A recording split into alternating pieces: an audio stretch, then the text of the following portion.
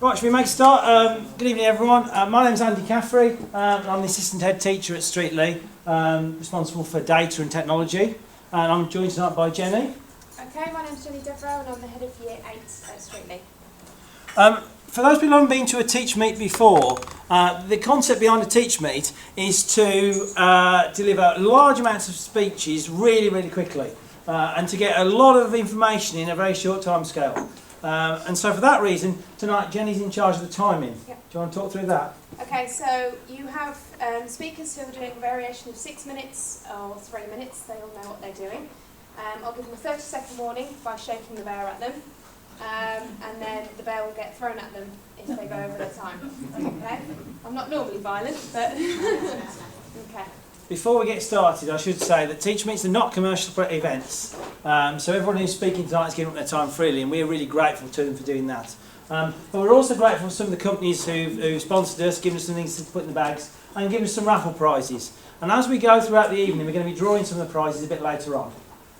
Finally, for anyone in the room who's on Twitter or anyone outside the room who's watching us on YouTube who's on Twitter, we're using the hashtag tonight, hashtag Pastoral TM, so we're using that. It seems sensible to start with the head teacher. So up first is Mr. Billy Downey, and I'll let you say a few words while I get your presentation loaded up. Yeah, I need to take as many minutes as possible.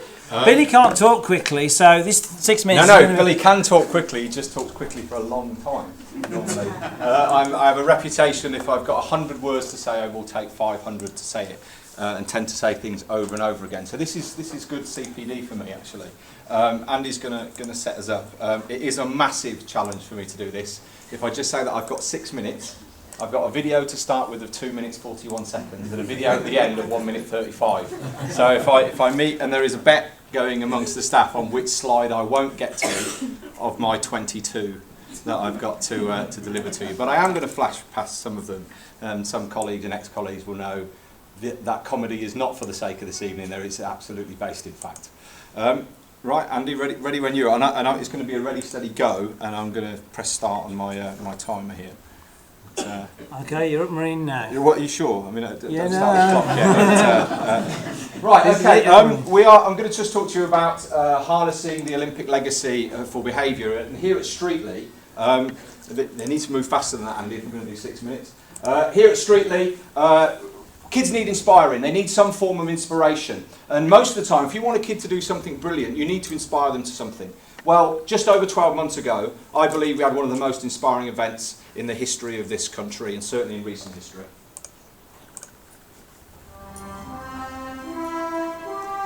The Olympics brings together the people of the world in harmony and friendship and peace to celebrate what is best about mankind.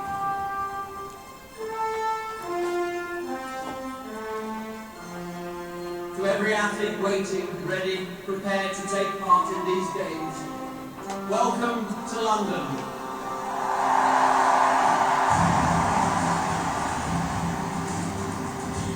There is a truth to sport, a purity, a drama, an intensity, a spirit that makes it irresistible to take part in and irresistible to watch.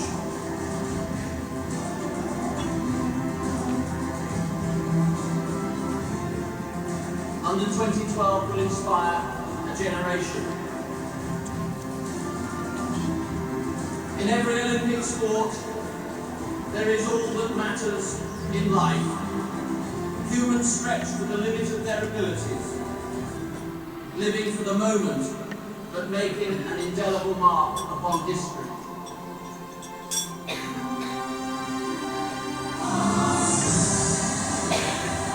To my fellow countrymen, I say thank you. Thank you for making all this possible.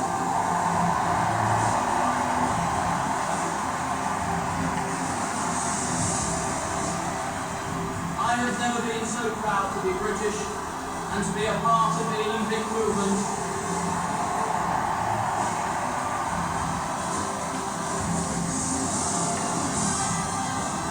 This is our time.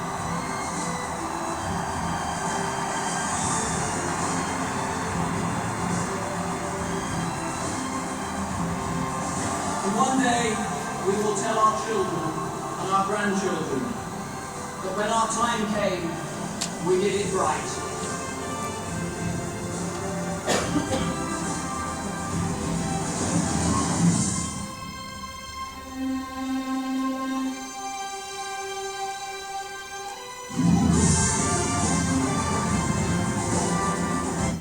Right, now, the games themselves, we would know that the Olympics has a set of values. Excellence, respect, friendship, inspiration, determination, courage and equality. Those are the Olympic and Paralympic values. And here at Streetly, I need more time at the end of this, Andy, when he's going to keep doing this. Here at Streetly, there you go. we summarise that about a minute. We summarise that as pride. That's personal excellence, respect and friendship, inspiration, determination, courage and equality. And those are the centre of our school values. And what you see in those values is something that creates an ethos and culture through the school. Now people start out and say, that's what I want our ethos to do. I want us to be proud. I want us to be proud of what we achieve. I want our kids to be proud of what they do. But without systems and without drive, forget it. It's just words. So I'm just going to talk you through a few things. That ethos, the way in which we can drive forward that ethos, is we drip feed it in everything we do. You will have noticed when you came into the building this evening that the first thing that hits our students as they walk down the driveway are our values. You can't miss them. As you come through the front door, respect and friendship, our Olympic values, again, pride, you can't miss it. As you go around the school, you will see we took 660 people, the largest group in the world, to the Paralympics. That was the biggest ad for our school values that we could ever have wished for. Year 7s who had only been in the school 3 days, and we took them to the Olympics. And then as you walk around the school, you will see the pride values popping up everywhere. I'll come back to this one in a moment. But these are our values, and these are the things that you need to do to actually exhibit those values. So when kids want to behave well, they need to know what that expectation means, but they need something to buy into. And if you don't keep reminding about it, go back to drive, then it doesn't work. Any of the sporting fans in the room, any Liverpool fans, it's a blatant copy. There's 2 of those in the school, and we know that when people, I make all new staff touch it as they go off to lessons. Now, what are the systems? Well, we do have systems in place that support these issues. Now, here, working together with the staff, we all work together to put what we wanted to see to epitomise those values. And when you see those things, we have a system in school called Sleuth. And when students are given positive sleuths, the way they get positive sleuth is underneath all of those expectations and all of those values. So they know what the expectations are, and they know we have a system to support it. And how do we celebrate that? We have reward windows. We do not have a system where there is a reward at the end of the year. We work in windows. So every 6 weeks there is something for students to aim for. And the kids who get the most pride rewards will get access to one of those trips or access to some reward that they can enjoy. But the biggest thing that our kids look forward to isn't the trip to Drayton Manor Park, it's to go to the Pride Awards. Now our Pride Awards, we spend months preparing for it. It is the celebration of everything in our values. When kids show those values, when they've got the behaviour right, when they exhibit that in everything that they do, they get invited to our Pride Awards. 650 people came to our Pride Awards, 150 students. Something like 15%, not including our other awards evenings. You ask the kids that come into this room today, do you want to go to the Pride Awards more than anything else? And we make it like the Oscars. The kids that go to that, they feel special. When you get called and your name's called up on the screen, that's what it says. So Connor Ward isn't just a kid who walks up one side of the stage and walks off the other end. James Ellis just doesn't get a certificate off. He comes up and he gets an award this year from Baroness Campbell, last year from Jason Gardner.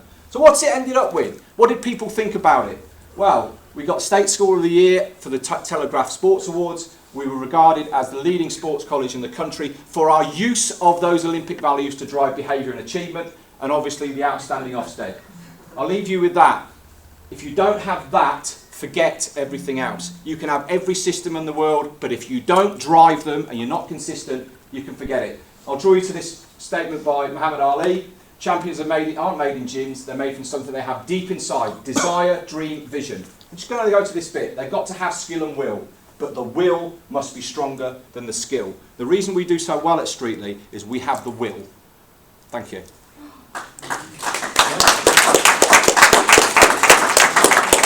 Hang on. You gave me an extra minute. With this extra minute? Oh, come on. To be fair, the last time I think that Jenny was on stage with me and Billy and Jenny, you poured gunge over his head? I did, yes. In a big bucket of And yours. gunge. And mine. I thought you might have some gunge like tonight. It's on YouTube. Yeah, 2 videos down. Next up is Paul. And Paul's here to talk about the benefits of outdoor education. I'm going to switch your slide over first. We won't start your time. Okay, thank you. I haven't got a clock or anything. Hello everybody. I'm from Stoke. Sorry about that. I know you don't. I'm from Stoke. Where does it start? I was going to put that on. That leads me actually nicely on because I was going to mention about grit and determination. 3 days ago I was in the car listening to Jeremy Vine, a bit sad like that, and there was a debate on what children are lacking these days as grit and determination. And they had Sir Alan Sugar on the programme saying that one of the things that may combat grit and determination in children, which is something we can't teach them in schools, but I am actually a bit wrong, because Billy's, that was just fantastic. So in this school, they are actually being taught grit and determination. On the whole, they're not. They've not got any basic skills. Telephone manner. Everyone does this now, so there's none of that. Telephone manner's gone. Grit and determination. They go for an interview after everything you guys have taught them. They get knocked down. They don't tend to get up. Where I'm living, the front page of the Evening Sentinel the other day, there's an actual suicide watch on a section of railway where 18 young children have chucked themselves in front of a train. I was absolutely gobsmacked. I couldn't believe it. So my job as a development manager for an outdoor company, my background is mountaineer climber. I have been on cliffs and I've had attempts on different things in the Alps and so on, and it's a world apart from the world I'm in now. I've been in this job a year. 2 weeks ago, I was in the Cotswolds with an inner city London school. I was walking through the Cotswolds. It wasn't Aconcagua, it wasn't K2, it was just the bloody Cotswolds. Along I come where there's a young group. Guy turns round to me, says, "Sir, what's that?" I said, "It's a cow." He says, "What's that for, man?" I says, "What do you mean, what's it for?" He was winding me up. He said, "It's for milk." "No, man, I get milk from Tesco's." I said, "Well, where didn't they get it from?" "Well, milk factory." You see where this is going? Right, milk factory. See those two things on the bottom of the cow? Surprising enough, that's where you get milk from. I'm never having milk again. That is the worst part of the scenario. The flip side is, on Friday, I took a group of primary school up to Hallersey in the Peak District. Along we're walking along, and little 9-year-old kid, not opened his mouth, never been anywhere like that at all. Turns around to me and says, "Do you know what, sir? If this is what God sees every day, no wonder he's always happy." And I thought, I'm in the right job for this. This is what I'm doing it for. So all these values, all these things up here, these potentials, development, individual potential, spiritual, emotional development, I'm not going to go into these, so these are pretty obvious. You only have to look back at your childhood or mine. Mine was on a chopper, rally chopper. Some of you might have been a penny farthing, I don't know. So it will have been somewhere, seaside, fish and chips, campfires, camping and so on. Unfortunately, because of technology, which is our fault, not the children's, you know, with iPads, Red Bull, Grand Theft Auto 5, and all these kind of things, this is the environment that we're all growing up in now. So it's my job to try and develop something to help schools to combat these issues. So what can be actually learned? There's, when you're up there and you're going up to Snowdon and the snow and the rain smashing against the face and you're thinking to yourself, where's the fun in this? The moment we take the kids back from the campfire, they actually did have a good time. It builds their character, their confidence, their self-confidence, their self-awareness. And I have started to notice in the 12 months, I know I'm going to have that bear thrown at me, I have started to notice in the 12 months going back to the schools that we've worked with, that it is making a difference. Now, it's not just me, it's the parents, it's the schools, it's everything, to try and get these children back to basics. Things that we all took for granted, things that, they don't have to climb Everest, they don't have to climb K2, they can just cook a sausage over a fire, they can just pitch a tent, they can just have the experience of listening to a tawny owl at 12:30. These things that we've all taken for granted. So my job, and this is why I've been invited to Streetly, thanks to the fantastic work Andy is doing, and Billy in the school, D&V is core, and as well as everything that was going on before, to the school's values. Unfortunately, it's not always the case. It seems to be everywhere I go, it's grammar schools, independent schools, and schools with the money, that outdoor education is part of the norm. Unfortunately, the poorer schools, And it's just been taken away. DOV is now being withdrawn on a lot of schools, and it's up to people like Andy to do their best. W.B. Yeats said, education is not about filling empty vessels, it's about lighting fires. So it's up to us to put something in there. I'll finish on this. I was talking to a priest on Friday, don't ask me why. I'm not dying or anything, it's a bit of a game. I was talking to a priest on Friday, and he said, whatever we put into a child's heart takes 14 years before they realise what a great experience they had. So everything that Billy and Andy and all of you guys are doing, they may not think it now, but in 14 years' time they may think, do you know what? Never like that Mr. Caffrey, but he was all right. He took me to here, or he did this, or he did that. I can remember my teachers, I'm sure you can, and I can also remember the time I had sitting on the side of some lake, side of a river, side of a mountain. It's up to us to put the kids back where we started from. Thanks very much. Okay, Jen, do you want to explain what we're going to do now? We obviously, throughout the evening, we're going to be raffling some of our prizes off. So hopefully, if we've got this right from everyone registering to come in this evening, we've got everyone's name into the random name generator. That's probably back on the middle of the screen. So hopefully everyone who's in the room is in there. And if you're not in there, that's really unfortunate because you're not going to win anything. I hope they're watching at home. Yeah, well, does someone's name, is it like a student who misses out? It's the button to the right, that's what I need. Okay, here we go. So it's that button there. So once if you win this, by the way, you get to come up, you get to pick a fantastic prize from our table full of prizes. So, find my mouse, there it is. Here we go then. Go into this, see who's up first. I hope this is me. Am I still in here? Oh, it's going to be someone who works here. Oh! Mrs. Triptree gets up. That would be our deputy head Rachel, teacher, do you want Mrs. to come up? She still counts, Rachel. Do you want to come up and pick something now? So we know what you've won and we know what's not there to be won. Should we better spin again, hadn't we? Yes, I was. We're going to remove Rachel from the list because she can't win again. So Rachel's going to pick something nice that she wants. Look at that. The whole range of educational stuff over there. She's gone for the wine. Any money on the 6 bottles of wine going for. And here we go again. I am in there, look, so I could possibly win, but I'm not there. Well, you could win. Oh, it's close to me. No, Tina Kelly. Where is she in the room? Oh, she is in the room. Yes, she is. Yeah, well done. Anything from the table you like. Oh, wine's gone again. Well done. Okay, so up next. Something quite disconcerting. This is going out on YouTube. Everybody's going away with alcohol. Picking your prize. Okay, so up next we're going to do a student presentation. Are we? Yes, we According are. to my list, we are. Yep. We're going to do a student presentation all about Project Streetly. So I'll just flip the screen over. Did you give me a slide? Girls, you ready? I'm probably just. You've actually seen Ellie before. She was on the video you saw a minute ago. And Beth. Remember, they were all Pride Award attendees last year. Oh, you emailed it to me, yeah, the pastoral. Oh, thank you. Just load this up. Do you want to get into introduce yourself? Oh, where's that? Should I do this bit? Okay. I'll put the question session down a bit.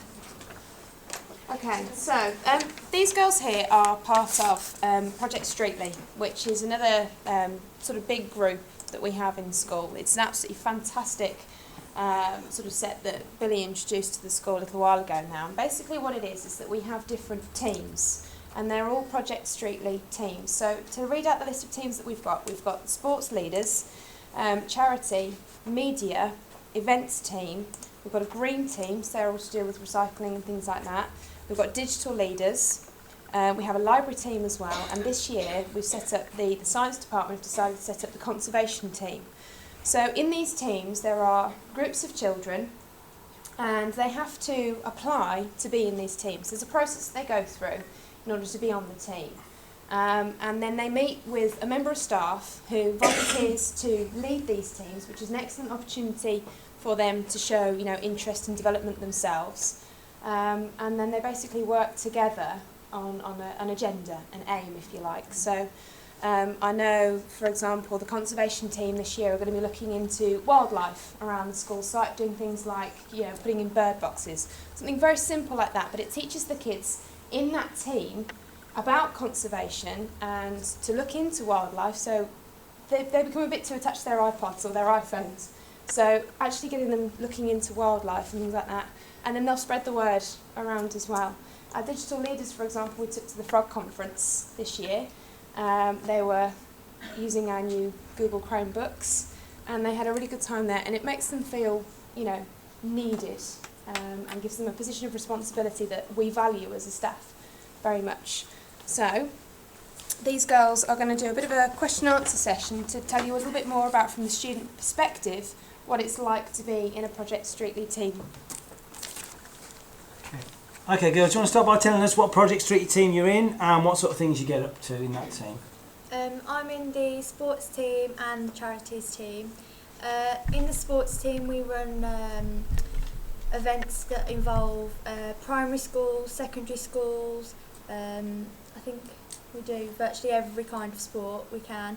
For the charities we fundraise for our school charity, and then we meet and then we decide which charity to raise money for. I'm in the events team and we organise all the events in the school, such as the OAP Christmas lunch, and we meet and greet all the OAPs and we have lunch with them, and it's really good to get involved with a different set of people that as teenagers we wouldn't normally get to be with. I'm also the same as Ellie in the sports team, which she's already explained the most of the things we do, but we also go on a lot of officiating courses to gain qualifications, which helps us in the future. Okay, how often does your team meet and who runs your teams? I'll do charities so the myth can speak about sport. We meet every other Thursday, but if there's an event coming up, we arrange a meeting so that we're all prepared for it, and if there's any problems we can sort them out before the event so that it's not a rush at the event, and Miss Bear runs it. Okay. We meet a few weeks before each event, and we have a few meetings before the event, and we just sort out who's going to be doing what, because we all have different roles. Some people do the lighting if the stage is needed, and some people welcome people, some people show people to their seats, and Mr. Quinn runs it. Mr. Mace and Miss Slade both run ours. We meet a couple of times a month, but if we have the Black Country School Games, for example, coming up very closely, we get together more regular basis and organise who's going to lead it, who's going to be more of an officiating role, showing people around and being the general guides on the day. Okay, answering really quickly now. How did you get into your teams? How was it? How did you apply? How were you selected? I think it was the same for all of us. It was an application on Frog, and we had 3 teams that we could join, and we had a priority one, which is the one that we wanted to get into. Okay, and what do you enjoy about Project Streetly? It's given me confidence to do a lot of stuff that I wouldn't normally do inside and outside of school. Again, it's given me confidence, and I've got to meet new people and learn new skills that will help me later in life. I've got to work with more of the younger years and see them involved in sport that they wouldn't usually get into, and it's built my confidence up a lot. Okay, finally, what do you think? How do you think it will help you in the future once you leave the school? Like leadership roles, take them within wherever we work, and perhaps in university, it will help us get noticed by other teachers because we've got that leadership. Yeah, again with the leadership and the confidence as well, I feel confident to do pretty much anything. It looks good on the application form to say a job that I'm a confident leader and I'm able to stand up in front of a person without being afraid of speaking and gain my confidence more. Great, wonderful. Is that the time? Thank you very much. Well, thank you very much.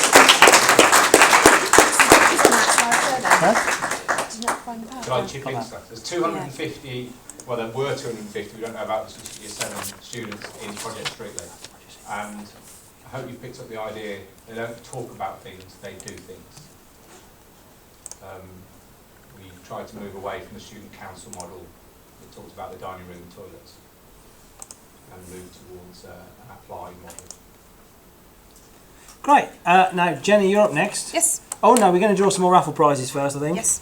In fact, we need to give away more wine and something else. Somebody might take a different prize. Let me get the thing back up. There it comes. Right, where's my mouse? There it is. Tina won, didn't she? We better remove her from the list. Okay, going again.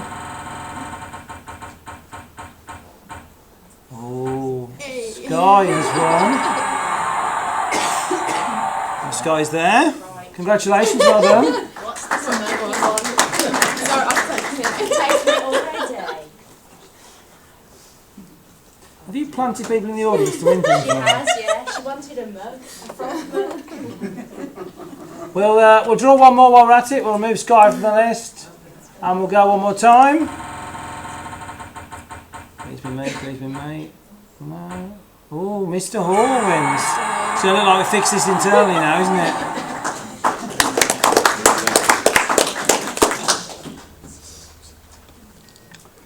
Oh, now you see, the false move. So that means the wine's nearly gone. No one's gone for the mystery envelopes, have they? No. Interesting. Right, okay. Jenny, you're up next, Yes. which I was going to say earlier. So I need to find your presentation first. Do you want to... you fill for a minute while I load your presentation. I need to fill my 3 minutes as well. Keep talking. Okay. This summer I was lucky enough to take a group of 10 students to Borneo in Malaysia, and it was an absolutely incredible experience both for me and the students. And I think when I signed myself up to be the member of staff to go on this trip, I hadn't realised how valuable it was going to be for the students in terms of the experiences they were going to have and the opportunities they were going to get and the leadership skills that they were going to be able to show whilst being out there.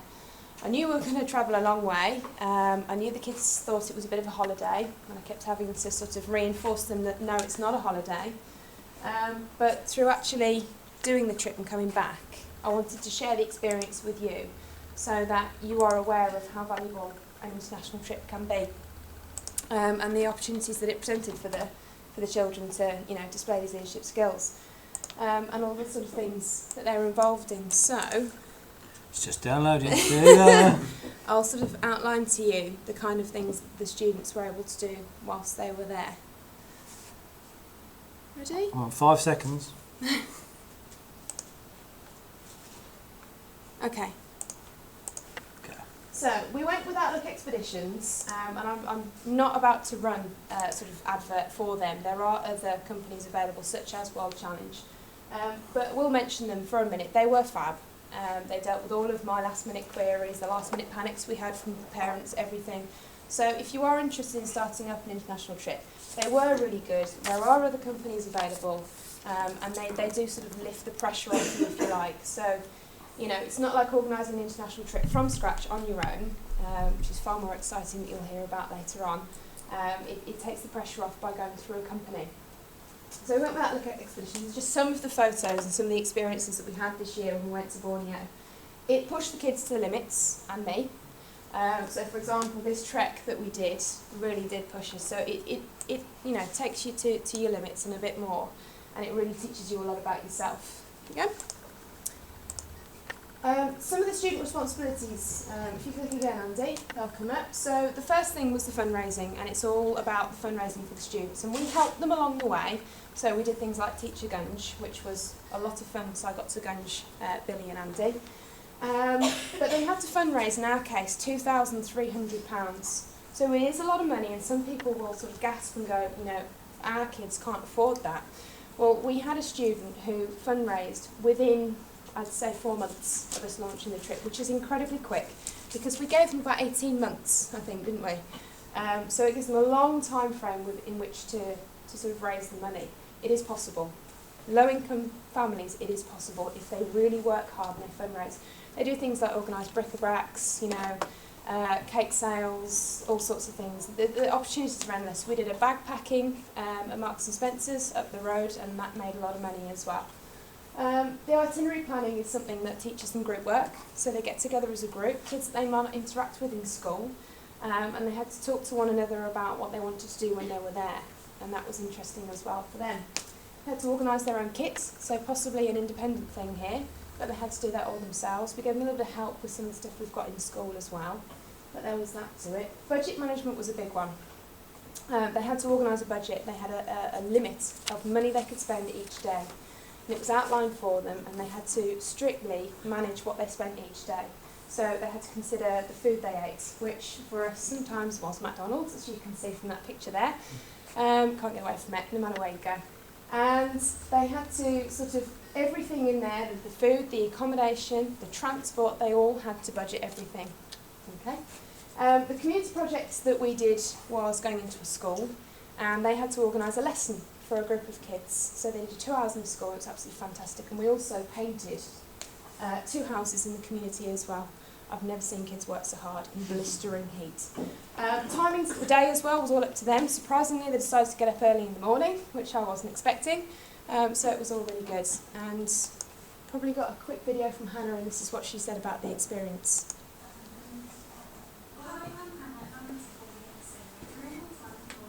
Volunteer work at a school teaching English, and I help renovate a home. During my experience there, it's helped develop my leadership skills and built my confidence. Also, my experience there will help with my ethos application floor and my personal statement to help stand out. Also, I believe that these trips arrive for students really help them develop and really build on their confidence. That was Hannah. She was ever so nervous doing that. And just one more slide, just leave you with a quote from a student from this year. It really was a trip of a lifetime for her. Thank you. Wonderful. Thank you, Jenny.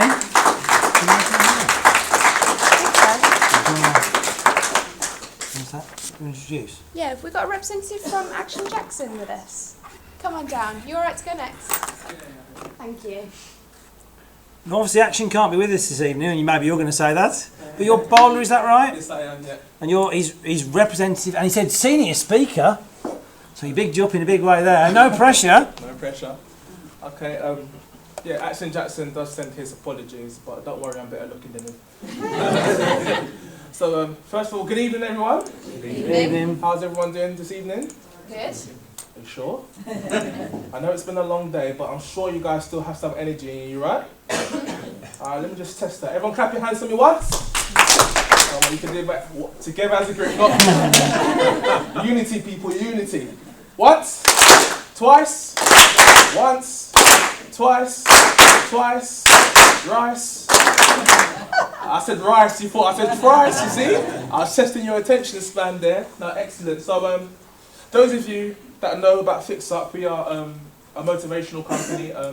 Fix Up stands for Focus into Extraordinary Untouched Potential. And what we do is we travel all across the UK motivating and inspiring students to go out there and live their dreams. Now, one of the key things that we've realised that's helped us within the past year in really motivating students is helping students to identify their why. And what do I mean by identify their why? Well, we ask them, well, why do you want to be successful? Because what students have realised is that people every day tell them to go out there and be successful. Tell them to go out there and do this, go out there and do that, but we never get to the root of it and find out, well, why? You speak to some students, they don't know what they want to do with their lives, but yet you're telling them to be successful. And how do you motivate someone that doesn't know what they want to do with their lives? For me, I find it quite difficult. So one thing that we found out that works really well is that we help them to identify the reason why they want to be successful. I was speaking at a school in Dover a couple of months ago, and this boy was talking to me. He came out in front of the assembly. He's just like, you know what? I want to do this for my mum. I want to make my mum proud. And another girl was just like, well, I want to do this for my grandma. She passed away this time last year, but I made a promise to her that I'd be successful. You see, with a lot of students, they get caught up in the everyday routine of school. Oh, I don't like him. I don't like her. I don't like that teacher. What time is lunch? But what we do is bring their focus back to what's really important, and we get them to understand why they're actually there and who they're doing it for. And we make them realise that you don't come to school because you like your teachers. You come to school simply because you love your future. And when you start changing their mindset, you see that automatically that their behaviour starts to change, because we teach them about one principle, which is called the emotion cycle, where we tell them that your thoughts determine your emotions, which is the way you feel. Your emotions determines your actions, and your actions determines your results. So that's your thoughts determines your emotions determine your actions, and your actions determine your results. And I think one of the best ethoses we have is our theme, I would call it, which says, I am amazing.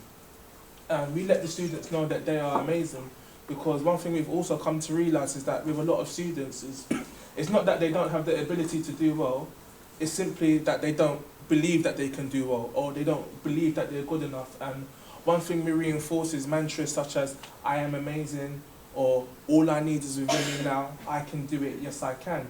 We let them understand how amazing they are.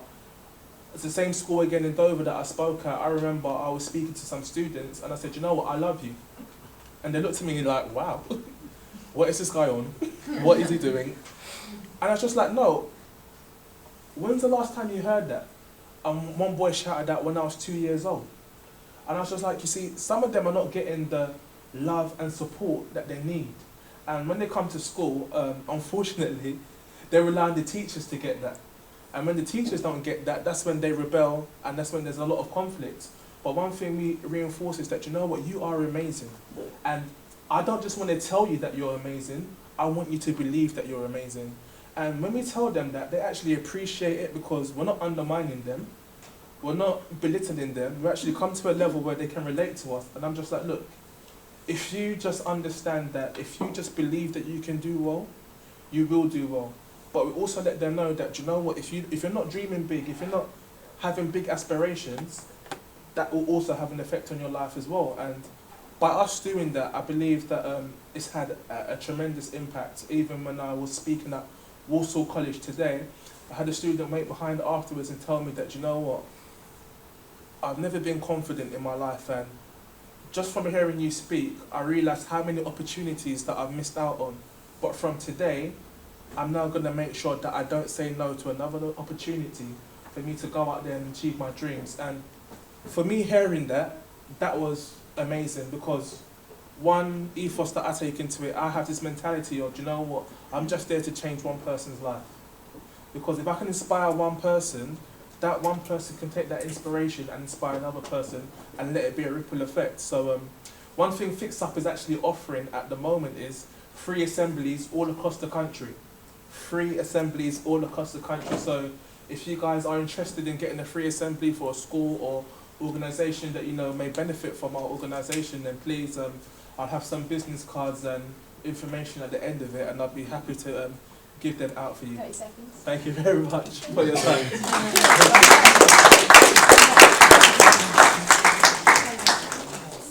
Should we, we'll draw a raffle prize, I think, another one. Draw one for a while. Whoops, get the camera over.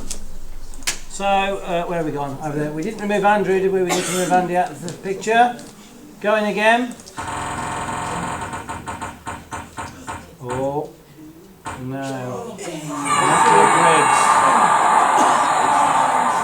Must be in the room. Well done. Congratulations. More wine is going. It just says so much about our profession. The frog bags, the bears, nobody wants those. Nobody wants the chocolates that you could give to students, but the wine is still going. We're going to take a short break now for about 15 minutes, and then we're going to come back and finish off the 10 hour presentations. Obviously, also around if you want to have a chat, there's tea and coffee and lots of cakes in the other room. Feel free to go and help yourselves.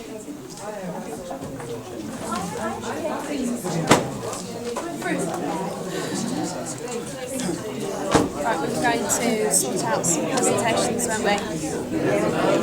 We've got your... Yeah.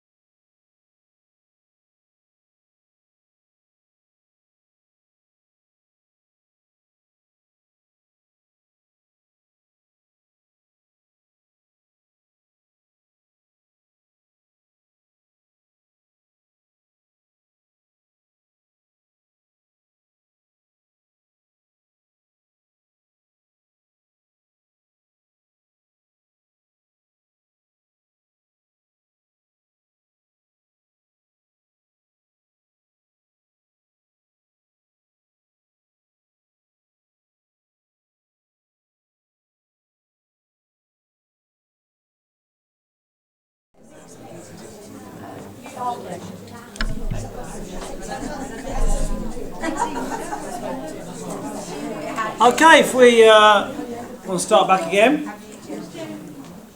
Before we get started with the second half of the evening and the presentations from speakers in the second half, I do need to thank some of the companies that have sent us some stuff, sent some prizes, sent some bits and pieces. So, to Alton Towers Resort, which most people who know me, I like to go to a lot. To Sisra, who we use it strictly here to manage all our data, and particularly we find it useful for quick data analysis. And they've given us the nice memory sticks in the packs today. To Frog, who provides strictly with the VLE, and I don't think you can help but miss the huge illuminating frog head in the corner. Vivo, who are a reward system, a bit like Next Points for students. And then finally to Ian Smith Office Supplies, who've kindly donated some prizes, including now a guillotine, which has come into the raffle, just to try and really steer the raffle more towards educational stuff, a bit more away from the booze. So that's it. And no one yet has gone for the mystery prize envelopes, which is interesting. We need to draw some more raffle prizes because we're getting it's increasing over there. So let's get it back on. Where is my mouse? There it is. Okay, so here we go again. We're going to remove Nicola from the system, and we're going to go again.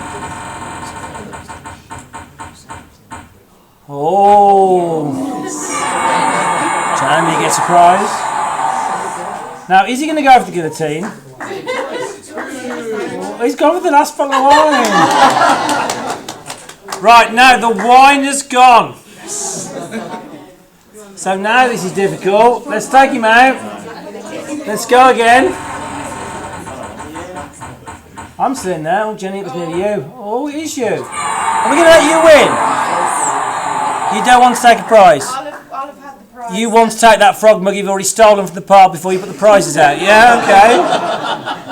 We'll let you do that then. Let's go again. Let's take you out actually. In case you win again.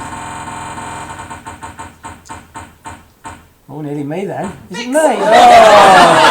Right. Now I can't win, so I'll remove myself out and go again. Please not be someone who's one of us two. Someone's got to be different. Oh, now. Who's Gemma Webster?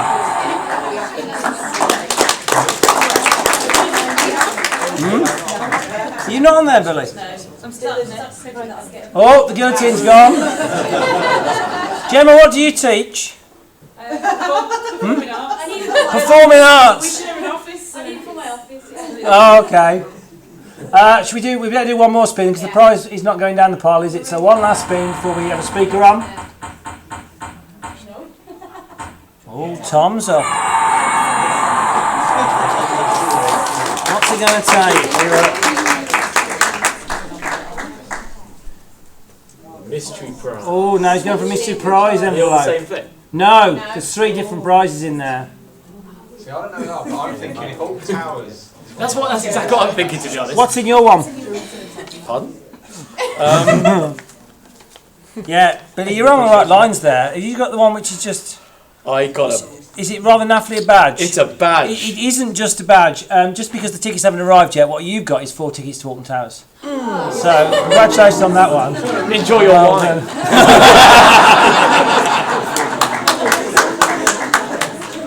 I'll have to talk to you at the end and get your details for you because Alton Towers send them out direct to you. Right, we're moving back on now, back into the fruit machine off. We're moving back into the evening. And next up, Neil's going to come and talk to us. Neil Morland from Great Bar. And before that, I need to find the phone mind. Can I steal 30 seconds while loading up? You can steal 30 seconds, yeah. Good evening, I'm going to grab an extra 30 seconds. I've got 5 years to speaking about 6 minutes. So I'm Neil from Great Bar. I'm a bog standard teacher, nothing special. I teach bog standard kids down in Great Bar with low aspirations, whose kind of ceiling is they get a grade C in something they've achieved. And my motto, and what I'm going to talk to you about tonight is, stolen from Adidas, is that impossible is nothing. And bear in mind, all of this is about bog standard kids and a bog standard teacher who works in a bog standard school teaching geography. All right, so, to cut a very long story short, I'm going to talk very quickly. I run a project called 3580 to charity, and I'm very lucky Is it not working? I'll Yeah. click for you. I'm very lucky that every year I get to take some of my students to Sierra Leone. We actually go to a tiny, tiny, tiny refugee camp on the outskirts of Freetown, where it's the poorest place in the poorest country in the world. And I take bog standard kids there. What we do is this. 4 years ago, when I went on a visit with some kids, do a little bit of international visits, they said to me, could you please build me a computer room and equip with computers and power? My kids said, come on, sir, we can do that. Impossible is nothing. We came back to Great Bar School and we raised £28,000 in the space of about 10 months. We stripped naked, we pushed beds around the school, the head waxed me from top to toe, in front of our entire staff. We built this building, we bought a generator, we sent a 40-foot container over, we bought the whole lot, we exported it, I had to pay almost with my life to get out of the port. Every one of my students wired an entire building, a 2-stroke generator in 10 days, in intense heat. We put 60 computers in, we wired it in, we switched it on, and they work to this day. Now, that was job number 1. We came back to Great Bar School, but on that visit, something tragic happened. We went to the refugee camp, we were invited up there. Can you come and see our camp? Yes, we went up there. And we went into the clinic, and we found out that in 1 year, 3,580 children under the age of 5 died of malaria. And our kids were gutted. Went into the clinic, and you see it on Comic Relief, kids dying. We saw that. However, we had a game of football with a bunch of students. This girl here called Aminata, she's 9. She collapsed in front of us. There was me, a teacher, and 3 year 12 lads. Started fitting on first aid training. We had chest compressions, we tried to give her mouth to mouth, and she died in our arms. All the Sierra Leone staff just disappeared. They thought she had a demon. We carried her to the clinic, and the poor little girl was dead, but her dad raved at me, you must come, you must come, you must help. There I am in the middle of Sierra Leone, thinking, what do I do? Do I phone the head teacher? No, my kid said, sir, we've got to go up to that camp, we've got to do more. So we came back to Great Bar School. I met the head, met all the parents, and said, look, we've got to do something. What they asked us to do was to rebuild an entire school. These 4 buildings here. During the war, they were used by the rebels to attack Freetown, bombed out, no chairs, no tables. And they said, can you rebuild it for us? But also, can you save some lives? Bog standard teacher, bog standard kids. What do we do? Sir, what we'll do is we'll buy a mosquito net for every single child in the school. So, we went about raising £50,000. Big target, smashed it. We bought 4,000 mosquito nets. We imported them from Tanzania. We then exported them to Africa. Bog standard teacher, I know nothing about import-export. At one point, HM Customs and Revenues were on the phone, so I thought I was importing a tank. I don't do weapons, I'm a geography teacher. But we got them there. This is how they live. So we're over in Sierra Leone. We've now exported 4 containers, 130 tonnes of aid. And we take our kids out there and we go to a foreign country, but we don't just do going, we do doing as well. So we export these containers. This is my best friend Eddie. Eddie's the carpenter. Amazing bloke, can make anything out of anything. There's me. We export everything. We lock it up, 130 tonnes of stuff. These are all the mosquito nets arriving. This is the school. And every year we rebuild a new block from floor to ceiling. We bricklay, we woodwork, we go on the roof, we wire things up. Students do this. I just stand there and drink tea. Like a good foreman always does. DIY-SOS, drink tea, do a bit of talking to the camera. That's what the classrooms used to look like. A few tables and chairs. So we sweep, we crash, we bang, we paint, we roll, we dig. The kids do it. We put steel doors on so that stuff doesn't get nicked. There's my helpers. I'm the foreman, so I don't do the work they do. It's important. Mr. Downey will tell you that in management, you get everyone else to do everything. Health and safety we don't believe in. Obviously, very, very safe. Ladders on table on soft sand. Don't worry, everything's risk assessed. No, it isn't. So we keep on building, and there it is. It's getting better, it's getting better. There's the finished product. Brand new classroom. Painted inside and out, new ceiling, a library in each classroom, desks in each classroom, books in each classroom, the stuff they want on the walls. Very, very happy children, 1,000 of them. But, sadly, 15 of these kids die a day. They die a day of malaria. They get taken to the clinic, and some of these kids don't make it to the next year. But, classroom finished. So, how long have I got left? 1 minute 14. Can I go on a little bit longer than 1 minute 14? Excellent. We've got other schools now involved. Litchfield School comes with us. We take a bunch of kids out. These are bog standard kids. Low aspirations, Great Bar School. That's me. I didn't have to use the drill, just held it just for the camera.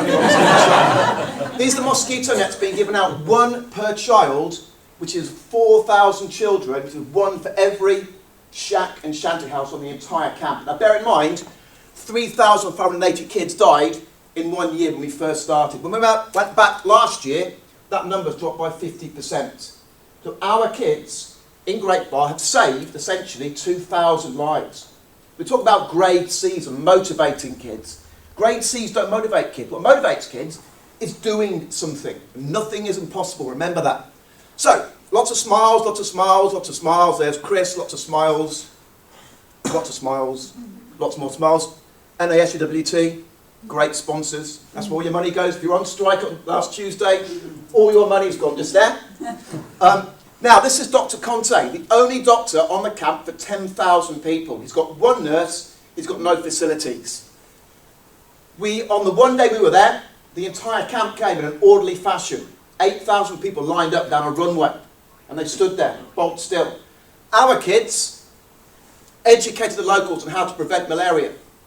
They did educational to 8,000 African refugees. They were amazing. We gave out the nets, we showed them how to use it. We exported a crib and we put it up so they're going to be safe. And 50% of the children said, we want to get down to 0. So, this was last year's project. They said, could you build me an adventure playground? No problem. Phone the council. Do you have a spare adventure playground? Yes, I do. There it is. We took it down bob by bob, we exported it, we put it up again. The only adventure playground in Sierra Leone. So, built a computer in, we rebuilt the school. Didn't see that. Rebuilt the school. Luckily, bog standard teacher, I had to go in the background, not the foreground, got invited down to government. Andrew Mitchell, now he's sacked, got a good track record sacking prime ministers. I'm waiting for the invite from Gove, so right.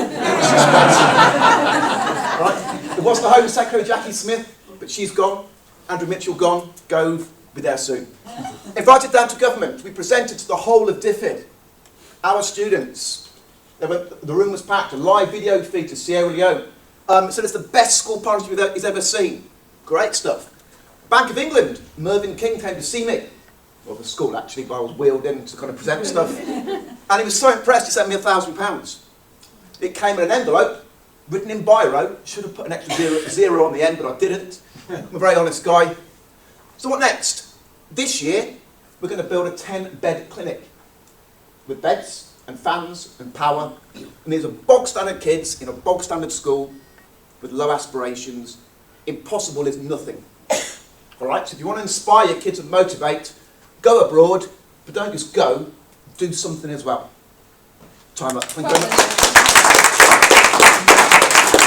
Sorry about the extra minute. Wonderful. And now next up, Andy Hall's going to come and talk to us about a far more.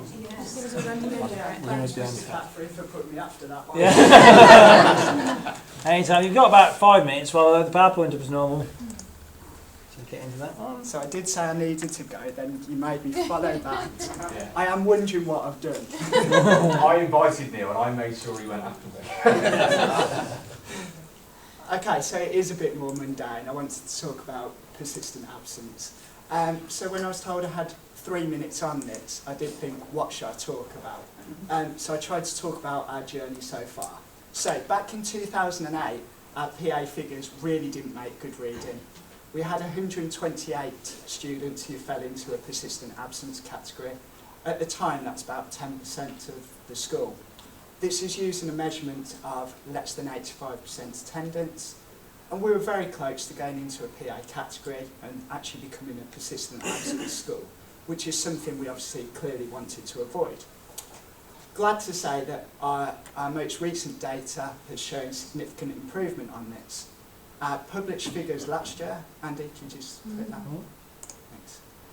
We were down to 70 PA students.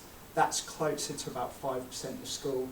5% of school, and compares very well naturally. Again, this is based on less than 85% attendance and works out approximately about 45% reduction in PA students. So, how did we get this improvement? Well, there's one sentence here that really epitomises this for me, and that's we say at Streatley Academy, PA is not the attendance officer's responsibility, rather it's everybody's responsibility. So we do have one dedicated attendance officer who does a really good job, but we also, and this is the pastoral link, we have 5 assistant heads of year who have a direct responsibility for attendance, and subsequently we have 45 form tutors and over 200 members of staff who have a role in this.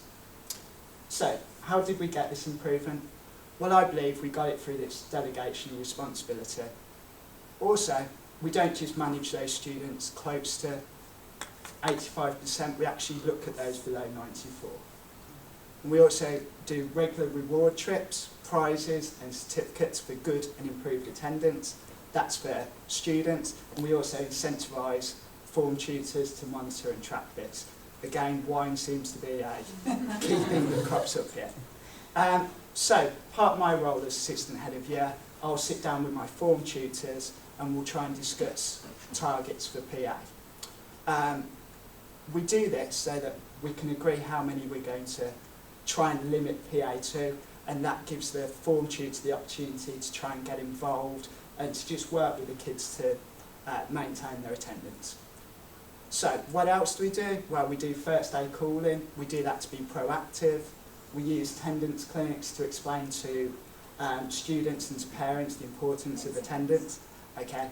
And we also use the EWO and we prosecute where necessary. There are challenges though. We're obviously now going to report 6 times a year, and that's going to be difficult. And we're going to have to report on year 11 study time. However, you know, we're confident that the monitoring systems we use and approaches we put in place for PA will leave us in a good position to do this. Okay, thank you.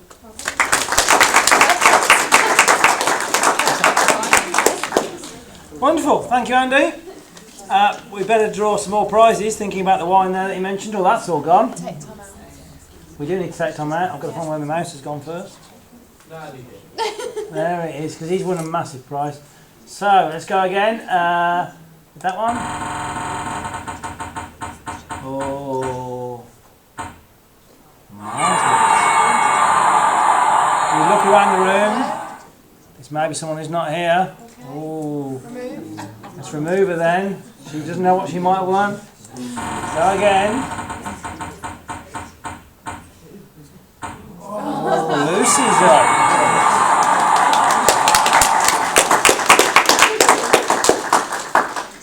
Running through what's left, there's some frog bags, 3 widget the bears, 2 big boxes of chocolates, 2 mystery prizes. Gamble on the mystery prizes. Number 3. I'm tempted to say buy the last one. Because they're autumn tickets. I think, given these, it must be the vouchers. And we need to thank Vivo for these. Which I think are available, can be used at a variety of shops. So well done, Lucy. Thank you. Well done. There you go. We better do one more. Spin again. Oh, Susan Jones is there.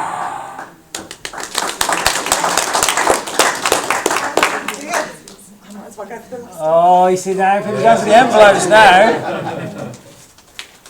So I ruined the surprise by now, what it is. I think giving them must be more vouchers, I think. Hopefully the vouchers are in there somewhere. Otherwise it's a really rubbish prize.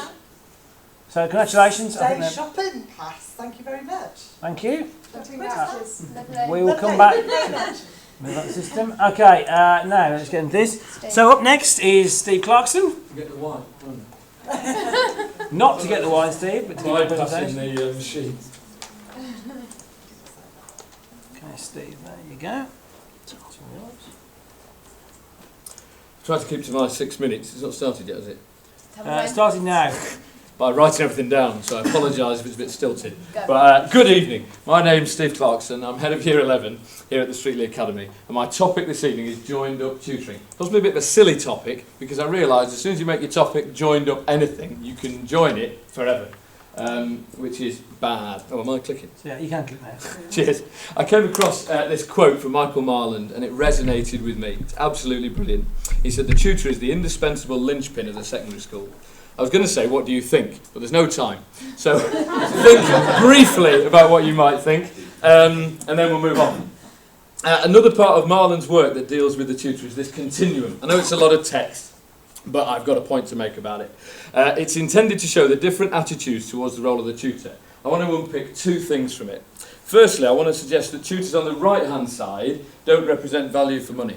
head teachers are paying teachers to be tutors about 3.5 hours a week. And if they're basically there to do a register and be ignored by everybody, it's not good value for money. Secondly, I want us to reflect briefly on times when we've seen a colleague doing something listed on the left of the column. When we've seen someone doing something on the left of the column. Very briefly, it's a good feeling, isn't it? When we think about that, a good number of my tutors express a great satisfaction when they feel their work has been valued and they've played a significant part in improving a student's welfare and learning.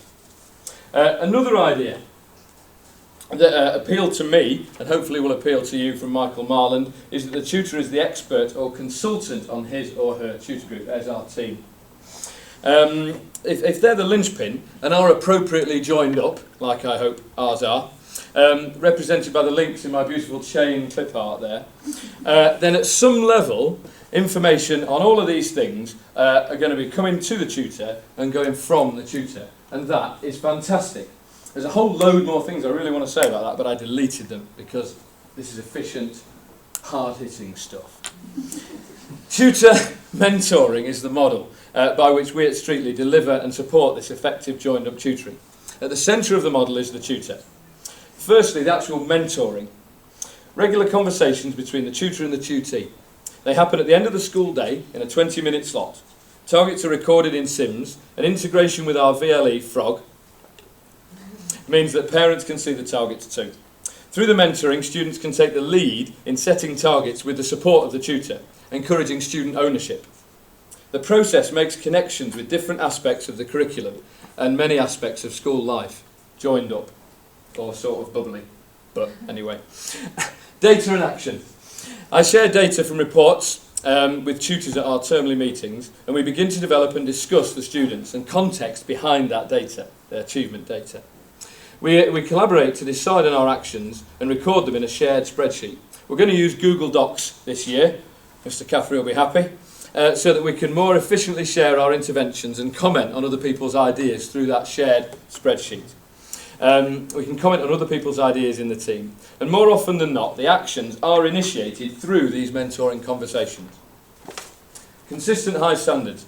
Goes without saying, really, who wouldn't want consistent high standards?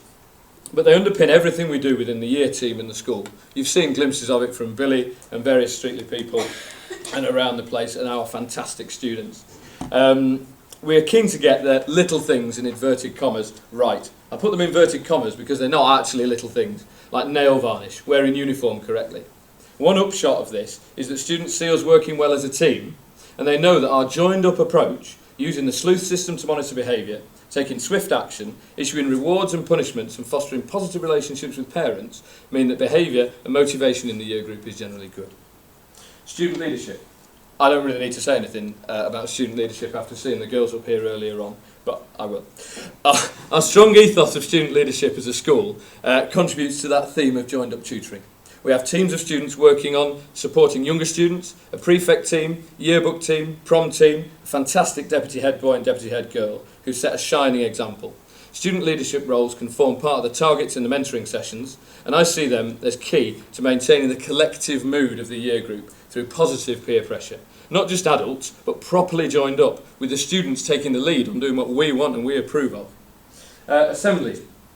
We give key, consistent messages about effort, achievement, the true nature of success, dealing with failure well, vision. Google the story of Viktor Frankl, if you don't know it. Absolutely brilliant story of a man with a fantastic vision from actually within a concentration camp.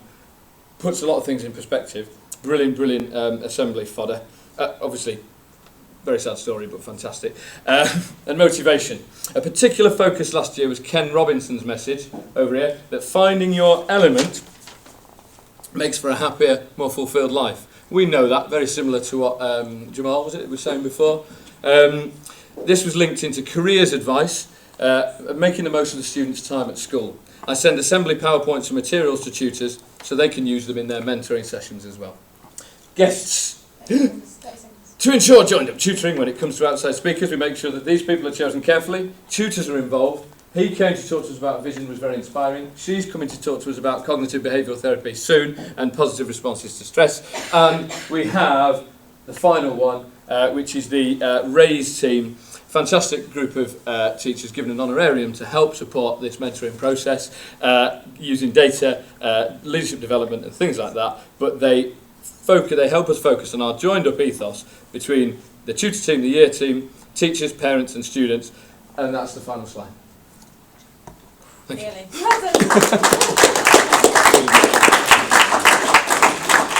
That bear is terrifying. Thank you, Steve, who scared the bear. Okay, well, we're going to go back and draw some more prizes. We've still got quite a few things left. Frog bags are in there, the bears are in there, chocolates in there. Let's see who's getting them. Oh. So, Maxine, well done.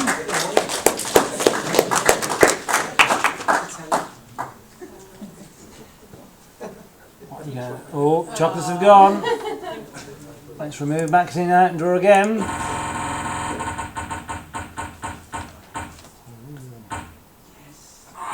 Chris Baker.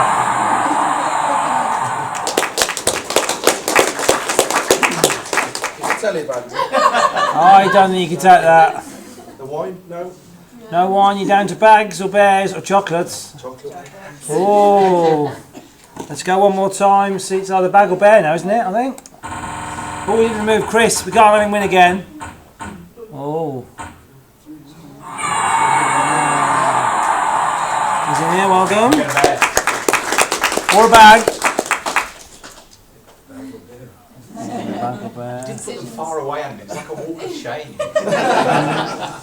would go bag. Bag. We'll draw the rest in a minute. Up next is me, so if you have to give me like a really awkward pause moment. Actually, I can probably do it on this. To be fair, and I'll start talking in a minute. Okay, I'm up to talk about communication with parents. I better move round so people can see me. Okay, so I'm up to talk about communication with parents. And really, we want to talk about how we simplify it here at Streetley Academy, because it can become just a massive job in its own right. I know some schools, it's the job of someone continuously to write letters home and to deal with that. And really what I want to talk about is how we use a whole variety of different methods to talk to parents, what we think is intelligently. And most of our messages, or certainly our shorter messages, usually start with Twitter. And we're quite big in social networking, but because Twitter's got a character limit to it, it's the only one with a restriction on, we usually start there. So on almost a daily basis, we'll tweet messages out about what's happening in school. Maybe it's about the Pride Awards, maybe it's about a trip that's coming up, maybe it's about a notice about whether the school's closed when we flooded last July, that the school's closed because we're full of water. But the notices we put out onto Twitter to start with. So at the start of our process is a notice going to Twitter. And there's about 850 followers of the school on Twitter. So we get them straight away. We push that notice to the parents' mobile devices. Not everyone's on Twitter. So we've linked Facebook into Twitter. So when we put that tweet out there, it automatically goes onto Facebook as well. There's about 1,000 followers on Facebook on the school account, 1,100 now. So there's 1,100 followers on Facebook. So we've gone to the 800 followers on Twitter, we've gone to the 1,100 followers on Facebook pretty instantly. And most of them, their phones will go off, they'll get that message, they'll see that feed. So we've gone there straight away. But not everybody's on Facebook and Twitter, so we need to go elsewhere with it. So the next thing we do is this that's on the screen. We pull our Twitter feed and our Facebook feed back into our school website. Because one of the things that really used to annoy us was that we had loads of stuff going on, but the website had a picture that was rolling from about 3 years ago. So we wanted to get up to date. So what we did was we used a bit of another website, a bit software called Rebel Mouse, that just basically looks at our Twitter feed and our Facebook feed and pulls the stories over there. So we started pulling content back in from there. So we're pulling that back into the school website, and we do the same thing with the students. We pull it into we put it into the VLE, into Frog, our VLE as well. So when the students log on, even though they might not have Facebook, they might not have Twitter, I'm sure a lot of them have, but even though they might not have, we've got that content going in there as well. So from that one mobile phone device where we send that message out, we're hitting the 1,200 kids that log on to the VLE, we're hitting about 800 people a day hit the website, the 1,000 Facebook followers, the 800 Twitter followers, we're hitting a lot of people quickly. Nice picture of Steve there. And then when you click it takes you back through. So that's our sort of instant comm system, and that works well for us. We also do a thing which is further at the top. Do you want to scroll back up? once a week, you won't about me already, which is we send out a newsletter to parents. So we take our biggest stories, all our news stories, and once a week this goes out to parents, which is our weekly newsletter. There's about 1,200 email addresses in our system, so we fire this out to them with different staff putting articles in. It enables us to put longer pieces in, we can get into more detail about what's going on, and really celebrate their successes. It's great to have all the things going on in school, like the Pride Awards and all the other bits and pieces going on, but we need to make sure that everyone knows about them. They're only really successful if you know. So that information goes out on a weekly basis, so the weekly newsletter.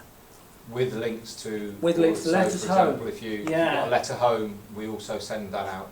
And so downloads the letter. So that the parents can see every communication that goes out every week. Yeah. Because obviously we know lots of kids, they obviously all take those letters home, they get given on paper. None of them leave them up the drive. Right, okay, so that's my time done. Thank you. Can you say we've got Twitter accounts for probably about 20 different Twitter accounts in school, from departments to PE to our school games organiser. I think some of the year groups have got their own Twitter feed, and what we do is we bring them all into that one Twitter area, and then it pushes all of those out. So some of the things you saw there. Sorry, can I just a quick question? Might be against the rules, but we'll try anyway. Yeah, go on. That newsletter that you put, that you just put up, that gets emailed out. Who kind of pulls that together and sends that out? So we have, so it really comes to, articles come through me, and then I've got someone who works with me. We sit down, staff write the articles, so the music department will go, here's a couple of images, Andy, and a great little story. We'll just sort of give it a quick grammar check and make sure there's nothing horrendous in it, stick it in the newsletter. On a Friday, we just fire it out on the system to the list that we've got. So we collect them over the week from various staff. And staff know that it's become quite an effective way of getting stuff out to parents. It's a data clerk that runs it now. Sorry? Yeah, we've got a data clerk. Yeah. Person that runs it now. She just pulls stories. And what she tends to do is pick up all of the Twitter and Facebook posts throughout the week, and then she'll ask the people, can you give me a bit more detail on this, and then they pad it out, and then she puts out the communication. I mean, Andy calls it, I think it's constant communication. Constant Contact is the website we use, because we just use it. We use an online newsletter creator. A bit like, there's one called MailChimp is one that's popular, but we use one called Constant Contact, which is a similar one. It just enables us to design and fire out, and it gives us quite good analytics on who clicks what. So I know which parents and which students click the links, and we went through the letters and stuff, so I can pull that sort of data. Most school websites are at least a month out of date, at least. Some are, they have bizarre ways of presenting information, but the way that runs, there's 20 items there for the last 7 days. It's really breaking the rules now. I know it's I've started. How do you control what goes on there? Can you keep control? Well, there's guidance for the people that run the Twitter feeds, but the overall school Twitter feed, only me and Andy. The Raise team, which is the Raise Achievement Year 11 squad, they have an account which Jenny was on last year, and don't know who's running the Raise account this year. Debbie running this year. Demi. Debbie's in here. She's gone. So there are particular staff, and the guidance is simple. You know, it's going to go out. You know, occasionally I have to put up the PE staff on the spelling. That's it. We can do other questions at the end, can't we? So I'm happy to take further questions at the end about that. We better move on. On to our last presentation, actually. Oh, we better get rid of some more bags and things. Let's do that first. Good point. So, here we go. Should take them out. Oh, Laura. Is Laura here? Laura's not here? No. Oh, she's missed out on a bag. Okay. Or a teddy bear. Or a bear.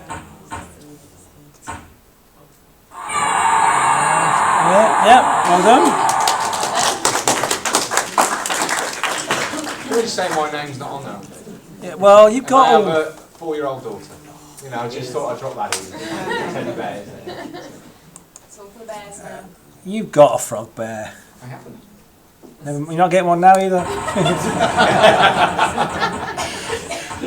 Oh, it's going to be Demi, isn't it? Oh, no, is Lawrence in here? Good, because he works for frogs, so he can't win a bear. Okay, remove him off. Go again.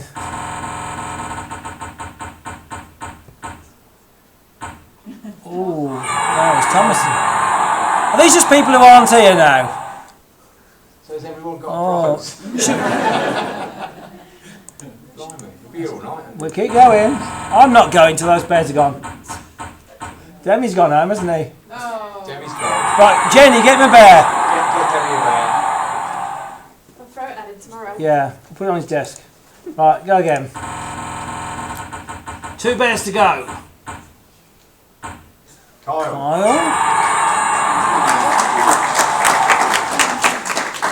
Go again, last one. Oh, Lee's not here, is she? Lee's not here.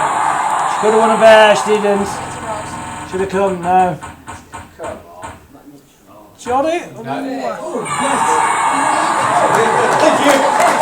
Well done. Right, wonderful. We're on to our last presentation, which is Tom. Let me get your president up. Let me just drag that over there and take it. How long have I got? 6. 6? Oh, nice. Thought I had 3. There we go. Excellent I'll stuff. shake the bear at you and you've got Thank 30 you. left if that helps. Lovely. Before we start, can we have a quick TweetMeet picture? Everybody wave. Excellent stuff. That we got later. Okay. You might have to click on it. Hang on, there we go. Right. Yeah, there we go. You got it now, yeah? Yeah, perfect. Good evening, everyone. My name is Tom Warrinder, and my alter ego is the human guinea pig. For reasons that will become apparent in just a moment.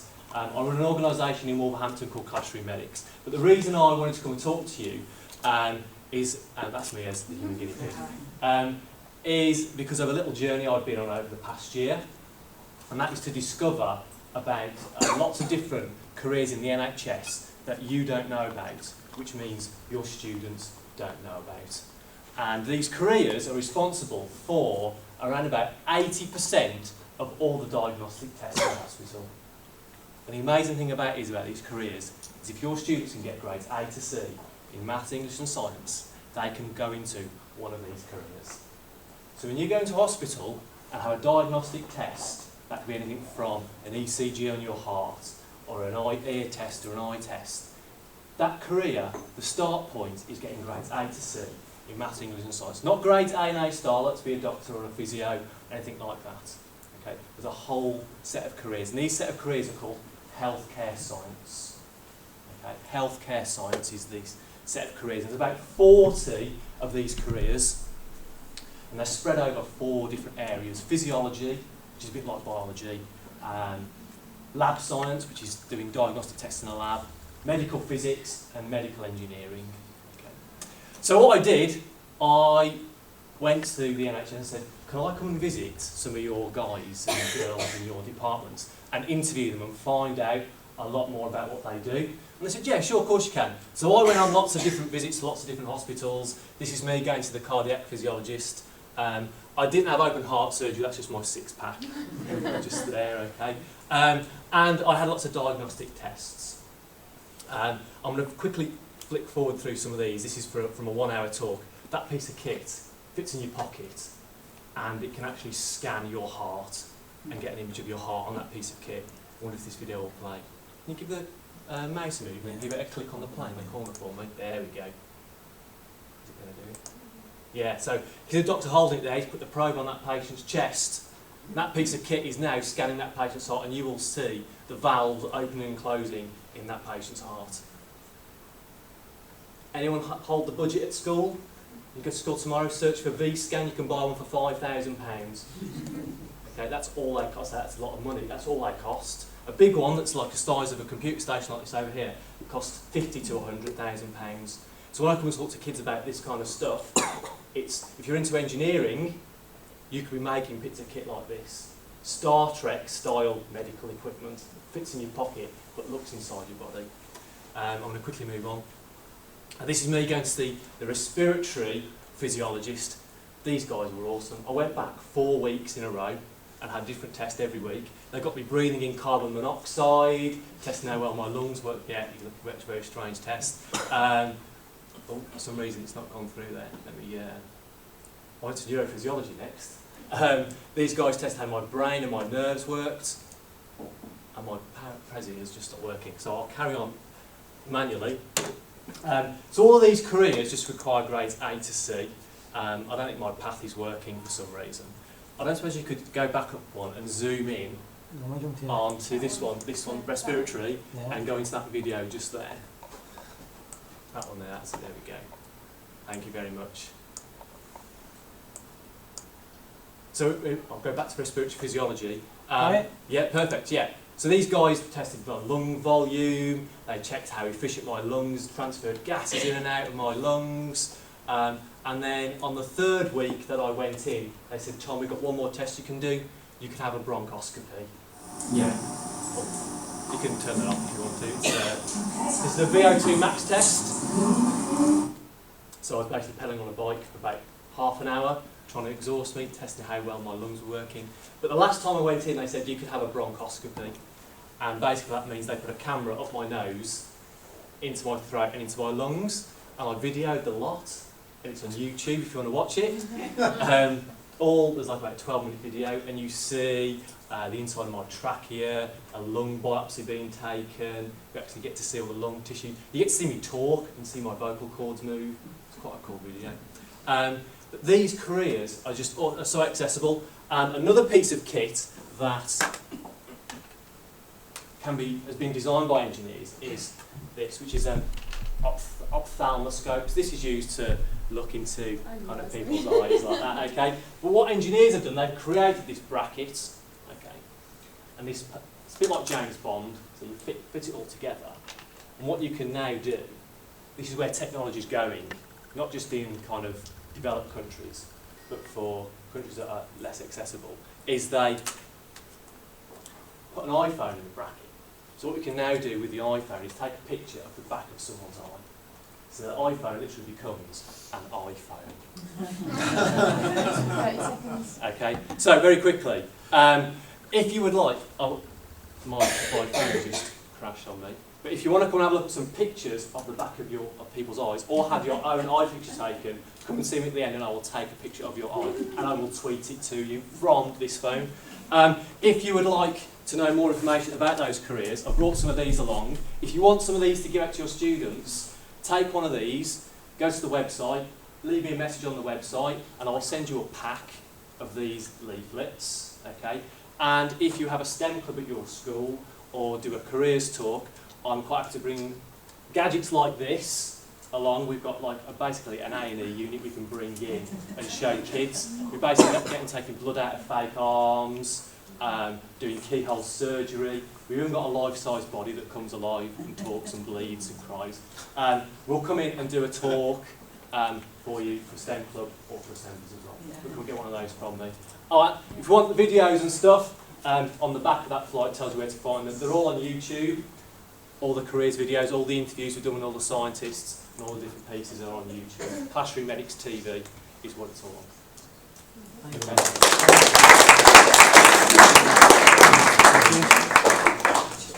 And that's it for this evening. Just a big thank you to everyone for coming along, particularly the people who spoke. Obviously, a few people are staying around, obviously, afterwards. Feel free to take some cakes with you if there's any left. But otherwise, thank you for coming. Well, thank you.